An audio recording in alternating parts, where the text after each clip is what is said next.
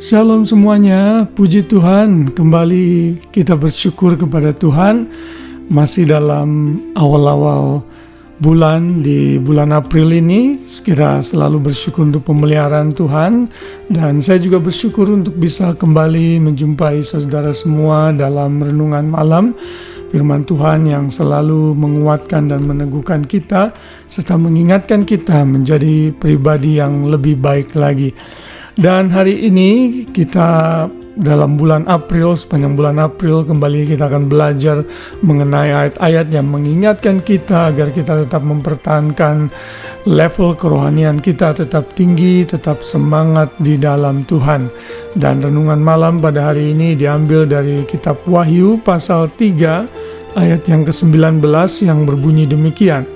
Barang siapa kukasihi, ia kutegur dan kuhajar. Sebab itu relakanlah hatimu dan bertobatlah. Dalam Alkitab versi bahasa Inggris, New American Standard Bible, ayat ini berbunyi, Those whom I love, I reprove and discipline.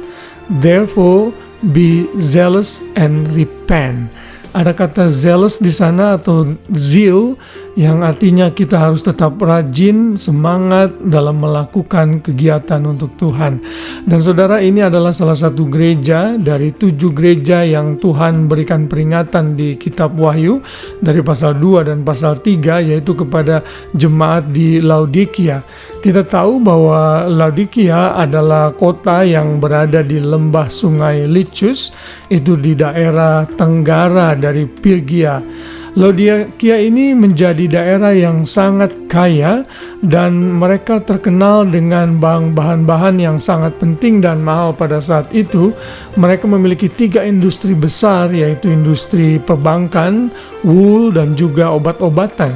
Karena itulah mereka merasa sombong, tidak salah dalam ayat yang ke-17 di situ dikatakan, karena engkau berkata aku kaya dan aku telah memperkayakan diriku dan aku tidak kekurangan apa-apa, dan karena engkau tidak tahu bahwa engkau melarat, malang, miskin, buta, dan telanjang.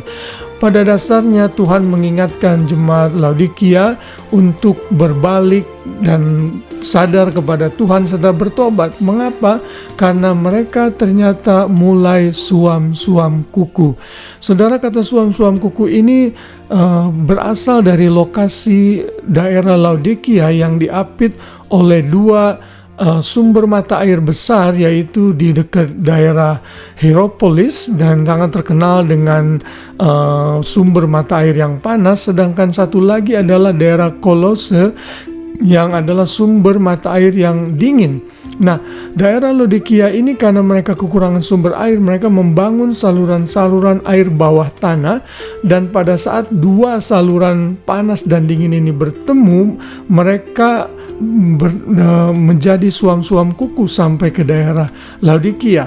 Dan Tuhan menggunakan situasi ini untuk menggambarkan situasi rohani mereka agar mereka bertobat dan mereka berbalik kepada Tuhan.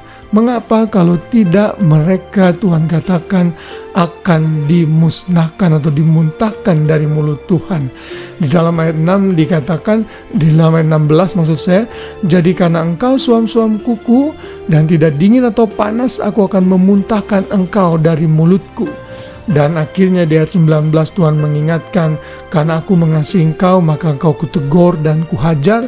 Karena itu relakanlah hatimu, mulai lagi rajin bertobatlah. Inilah yang Tuhan mau. Mengapa? Karena Tuhan Yesus berdiri di muka pintu dan mengetok.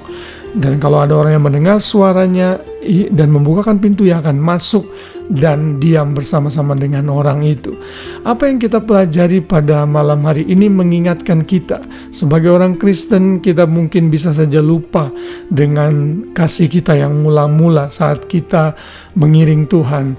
Keadaan dunia ini, kesibukan dan prioritas hidup kita bisa mengubah kita sehingga kita menjadi anak-anak Tuhan yang suam-suam kuku, tidak panas, tidak dingin.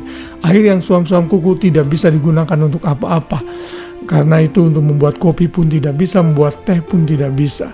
Karena itu Tuhan mengingatkan kita agar kita kembali dan bertobat dan mengobarkan kembali semangat rohani kita kepada Tuhan.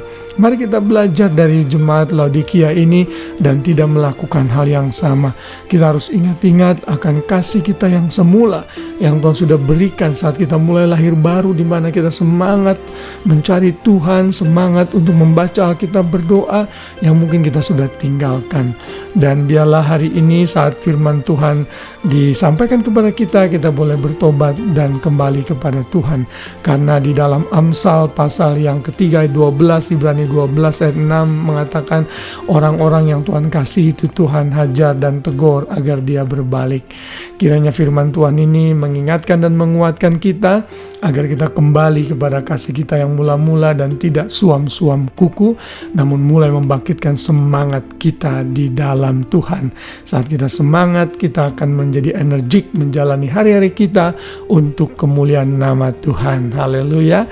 Selamat malam, selamat beristirahat. Biar firman Tuhan ini menghiburkan, menguatkan, dan meneguhkan kita menjadi pribadi yang lebih baik lagi. Biar kita beristirahat dalam naungan Tuhan, dan sepanjang malam kita tidur dengan nyenyak, dan besok pagi kita bangun dengan kekuatan yang baru dari Tuhan. Tuhan memberkati kita semua. Shalom.